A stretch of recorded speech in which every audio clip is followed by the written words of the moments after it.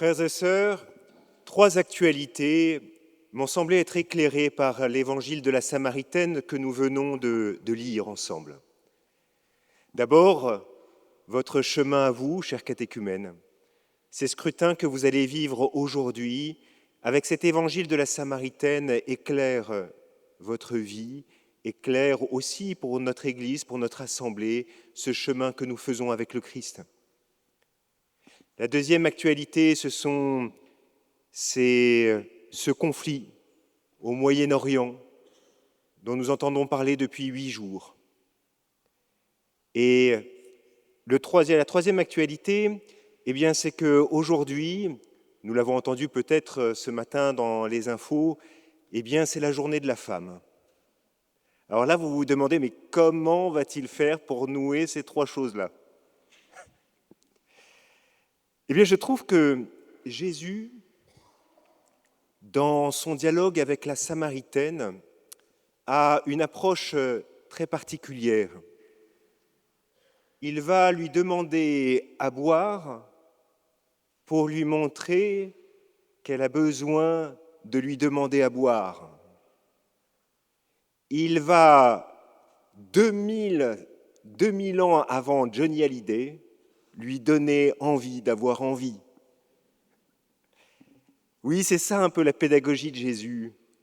C'est pas seulement d'assouvir la soif, c'est de donner soif. Avons-nous soif ? Frères et sœurs, cette soif, elle est vitale. Cette soif spirituelle, elle est vitale et c'est peut-être aussi parce que nous n'avons pas suffisamment soif que tant de choses vont mal. Chers frères et sœurs, déjà cette première actualité. Le Christ veut vous donner soif de la vérité.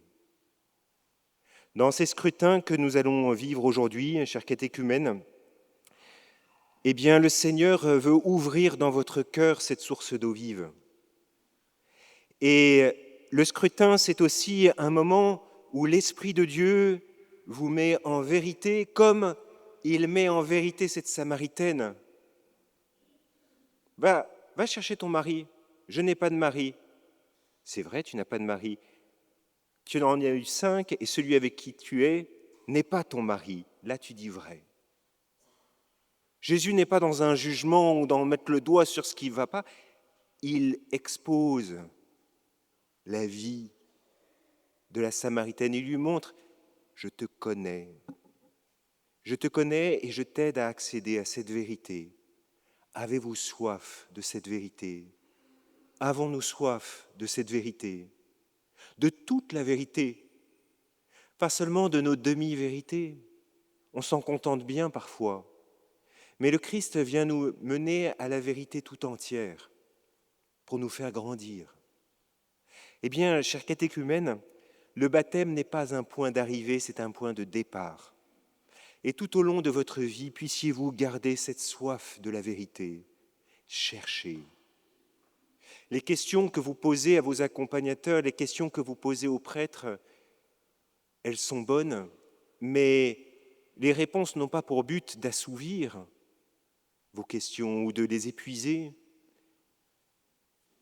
Il faut se mettre en chemin, il faut avancer, continuer de chercher, continuer de poser des questions, mais des questions encore plus profondes, pas seulement par curiosité, mais parce que ça me tient aux tripes, parce que je veux le vrai, parce que je veux le réel, parce que je veux véritablement voir Dieu. Soif de la vérité. Notre vie de chrétien est un chemin de recherche de la vérité, et c'est un combat aussi pour la vérité, pour refuser les idoles, pour refuser les fausses réponses, pour refuser les fausses lumières. Cherchez la vérité avec exigence et ténacité. Soif de la vérité que le Christ veut ouvrir en nous. Soif de la paix. Oui, c'est cet événement c'est ce conflit au Moyen-Orient qui m'a fait penser à cela. Vous savez, dans la première lecture, nous entendons que la première épreuve que va vivre le peuple d'Israël, libéré d'Égypte, aura lieu à Massa et Meriba. Massa et Meriba, lieu du conflit et de la querelle. Et le peuple d'Israël est prêt. Même s'il a été libéré d'Égypte, il est prêt à retourner en Égypte, à penser que le Dieu qui l'a libéré est en fait un Dieu qui veut le faire mourir parce qu'il n'a pas d'eau. Et là, Dieu, va demander à Moïse de frapper le rocher avec le bâton avec lequel il a frappé le Nil.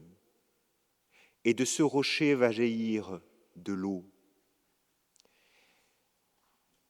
Frères et sœurs, dans ce lieu du conflit, Dieu va justement éprouver le cœur du peuple d'Israël. Et de ce cœur de pierre, il va faire jaillir l'eau de la foi. La paix, nous devons en avoir soif. Nous devons en avoir soif et le pire que la guerre puisse faire, c'est de nous habituer à la guerre. Le témoignage de ces Libanais qui vivent depuis près de 50 ans, 60 ans dans la guerre, c'est de dire « mais nous ne voulons plus avoir d'espoir, nous ne pouvons plus avoir d'espoir ». S'habituer à la guerre, s'habituer à être des victimes, voilà ce qui étouffe en nous le désir de la paix. Et frères et sœurs, avoir soif de la paix, voilà ce que le Christ vient nous apporter. Lorsque le peuple est au désert, il va y avoir un combat intérieur, un combat pour l'espérance. Et ce combat au plus profond du cœur du peuple d'Israël va être mené. Est-ce que le Seigneur est vraiment au milieu de nous ou bien est-ce qu'on s'est fait avoir ? Frères et sœurs, prions pour la paix, mais pour que le Seigneur garde dans le cœur des chrétiens, en chacun de nous, cette espérance et nous donne soif de la paix, soif de la rechercher, soif de la rechercher autour de nous. Ne prions pas pour la paix comme une forme de tranquillité dans un statu quo. Cherchons la paix que le Christ donne.